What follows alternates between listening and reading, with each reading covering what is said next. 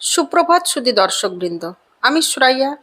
আজ আমি নিয়ে এসেছি বগেনভেলিয়া বাগান প্লাস যাই বলুন না কেন, তার কাটিং থেকে চারা তৈরির সম্পূর্ণ পদ্ধতি হাতে কলমে। ধাপে ধাপে প্রসেসিংটা চলুন দেখানো যাক। আর ক্লান্তি কাটাতে গল্পের সঙ্গে বাগানে আজ থাকছে পোলিশ ব্রিটিশ নভেলিস্ট জোসেফ কনরাডের ছোট গল্প লেগুনের কাহিনী, যাতে আছে মালয় আরশাতের অনুশোচনা আর অনুতাপে দগ্ধ জীবন আর জীবনের প্রতি মোহভঙ্গ। হোয়াইটম্যান তোয়ান মালয়েশিয়ার ঘন জঙ্গলের পাশে তৈরি হওয়া একটি উপহ্রদ বা লেগুনে ছোট বোট নিয়ে বেরিয়েছেন। সঙ্গে আছে কয়েকজন মালয় মাঝি। তোয়ান বোটের ছোট ঘর থেকে বেরিয়ে এসে একজন মালয় মাঝিকে উদ্দেশ্য করে বললেন, আজ রাতটা আমরা এখানে আরশাতের কুটিরে কাটাবো। মালয় মাঝিকে শুনে গজগজ করতে লাগলো। তারপর ধীরে ধীরে দাঁড় টেনে এগিয়ে যেতে থাকলো আরশাতের কুটিরের দিকে। মালয় মাঝিদের গজগজ করার কারণ আছে। তারা মনে করে প্রেতাত্মাদের সঙ্গে আরশাতের একটা যোগসাজশ আছে, তাই সে এই জঙ্গলের মধ্যে পরিত্যক্ত ভুতুড়ে বাড়িতে বাস করে। তাই তারা তার কুটিরে রাত কাটানোর চেয়ে এই লেগুনের মাঝে, এই জলের মধ্যে ভেসেই রাত কাটানো পছন্দ করে। হোয়াইটম্যান নৌকা ছেড়ে বাঁশের তৈরি পাটাতনে ভর করে একটি ব্ল্যাঙ্কেট আর একটি ট্রাঙ্ক নিয়ে আরশাতের বাড়ির দিকে এগিয়ে গেল।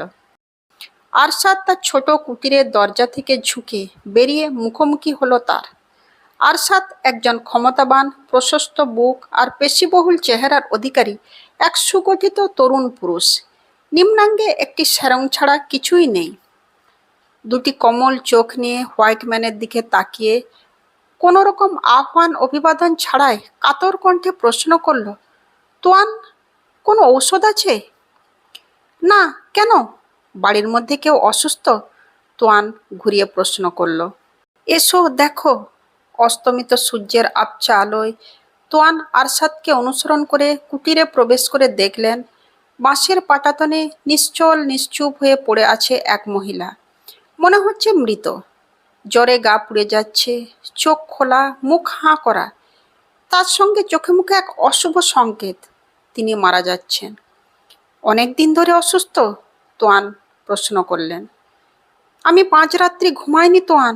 সে কিছুই দেখে না, কিছুই শোনে না। তারপর থেমে কাতরভাবে আরশাদ আবার প্রশ্ন করলেন, তোয়ান, ও কি মারা যাচ্ছে? হোয়াইটম্যান তোয়ান মালয় আরশাদকে অনেক বছর ধরে চেনে। সে একজন নির্ভীক যোদ্ধা আর একজন কমর হৃদয় বন্ধু, যে তার পাশে দাঁড়িয়ে বিপদের সময় তার জন্য নির্ভীকভাবে লড়াই করে গেছে। আবার আরশাদ প্রশ্ন করল, তোয়ান, ও কি মারা যাবে? তোয়ান বলল, আরশাদ, যদি সেটা তার ভাগ্যে থাকে। শান্তভাবে আরশাদ বলল, তোয়ান, এটাই আমার ভাগ্য। তোয়ান, তোমার মনে আছে সেই পুরনো দিনের কথা, আমার ভাইয়ের কথা? তোয়ান বলল, হ্যাঁ। আরশাদ উঠে কুটিরের ভিতরে গেল। কুটিরের ভিতর থেকে তোয়ান শুনতে পেল আরশাদের কাতর কণ্ঠস্বর, ডায়মেলিন, ও ডায়মেলিন, শুনতে পাচ্ছ? কথা বলো। তারপর এক দীর্ঘশ্বাস। আরশাদ বেরিয়ে এসে হোয়াইটম্যানের পাশে বসে স্বপ্নীল কণ্ঠস্বরে বলতে লাগলো, হৃদয়ের ভার কোথায় রাখবো তোয়ান, একজন বন্ধুর কাছে ছাড়া? তুমি যুদ্ধে আমায় দেখেছ, কিন্তু ভালোবাসাই নয়। তারপর বিষণ্ণভাবে বলতে শুরু করলো, আমি আমার ভাইকে হারিয়েছি এই ভালোবাসার জন্য। তারপর আজ আমার ভালোবাসা ডায়মেলিনকে হারাতে যাচ্ছি। তোয়ান, যুদ্ধের পর যখন চারিদিকে শান্তি বিরাজ করছিল, আমাদের মতো যোদ্ধারা যখন বনভোজন আর মৎস্য শিকারে ব্যস্ত ছিলাম, সেই সময় আমার চোখ আটকে গেল তার কাছে, আজ যে মারা যাচ্ছে। এই পৃথিবীতে একজন ভাইয়ের থেকে বড় বন্ধু আর বড় শত্রু কেউ নেই। আমরা নতুন জীবনের স্বপ্নে বিভোর ছিলাম। ভাইকে আমাদের হৃদয়ের ব্যাকুলতার কথা বলতেই সে বলল, অপেক্ষা করো। ইঞ্চিমিটা এক ভয়ানক প্রভাবশালী মহিলা, আমাদের শাসকও তাকে ভয় করে। তার অ্যাটেন্ডেন্স তোমার ডায়মেলিনকে তুলে আনা এক প্রাণঘাতী ব্যাপার। সত্যি সময় একদিন এলো যখন আমাদের রাজা কয়েকশো বোট আর তার অনুচরদের সঙ্গে নিয়ে নদীর মোহনায় টর্চ লাইটের আলোয় মৎস্য শিকার উৎসবে ব্যস্ত ছিল। সুযোগটা লুফে নিলাম। আমি আর আমার ভাই ডায়মেলিনকে তুলে নদীর অন্য প্রান্তে দাঁতে দাঁত চেপে সারা রাত্রি দাঁড় টানতে থাকলাম। পরের দিন দুপুর নাগাদ সামান্য বিশ্রাম নিতে থেমেছিলাম।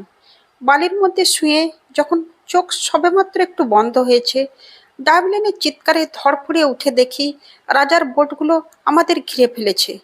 পালানোর পথ নেই। তোয়ান, তোমার মনে আছে আমার ভাইকে তুমি একটা বন্দুক দিয়েছিলে? সেটা বের করে আমার ভাই হেসে বলল, ওকে নিয়ে এই পথ দিয়ে পালাও, আমি ওদের আটকাচ্ছি। কিন্তু সেই বন্দুকে তখন সামান্যই গুলি ছিল। আমার ভাইকে তো তুমি জানো তোয়ান, সে ছিল সাহসী, শক্তিশালী, ভয়ডরহীন, ক্লান্তিহীন এক যুবক। তারপর দূর থেকে কয়েকবার ফায়ারিং শুনলাম ভাই আমার নাম ধরে চিৎকার করে 2বার ডাকলো। তোয়ান, আমি ঘুরে দেখিনি, আমি পিছন ফিরে তাকাইনি। রাজার অনুচরদের বর্ষার আঘাতে প্রাণ বেড়ে যাওয়ার আগেও শেষবার আমার ভাই আমার নাম ধরে ডেকেছিল। আমি ফিরে তাকাইনি। আমি চাইছিলাম আমার মনের শান্তি, আমার হৃদয়ের শান্তি। আমি চাইছিলাম এমন এক পৃথিবীতে যেতে যেখানে মৃত্যু নেই, মৃত্যু অজানা। তোয়ান, আমি আমার ভাইকে ভালোবাসতাম, তবু তাকে শত্রুদের মাঝে ফেলে চলে এসেছিলাম নতুন পৃথিবীতে ডামিলিনকে নিয়ে সুখে থাকতে। সকালবেলায় বোটটি ফিরে এলো তোয়ানকে নিতে। তোয়ান আরশাদকে বলল, চলো আমার সঙ্গে, আমি অপেক্ষা করছি। আরশাদ মৃদুস্বরে বলল, তোয়ান, এই পৃথিবীতে কোথাও শান্তি নেই, কোথায় যাব? কোথাও আলো নেই, আছে শুধুই অন্ধকার, আর আছে শুধুই মৃত্যু আর মৃত্যু। আমরা একই গর্ভের সন্তান ছিলাম, তবু আমি আমার ভাইকে শত্রুদের মাঝে ফেলে চলে এসেছিলাম। ডায়ামিলিন মারা গেছে, আজ আমার কোনো পিছুটান নেই। এবার শুধুই প্রতিশোধ, প্রতিশোধ, প্রতিশোধ আমার নিতেই হবে তোয়ান, আমার ভাইয়ের জন্য। এই বুকের ভার যে আমি আর সইতে পারি না। বাগান পরিচর্যা সম্পর্কিত যে কোনো প্রশ্ন থাকলে করতে পারেন, আমি যথাযথ উত্তর দেওয়ার চেষ্টা করব।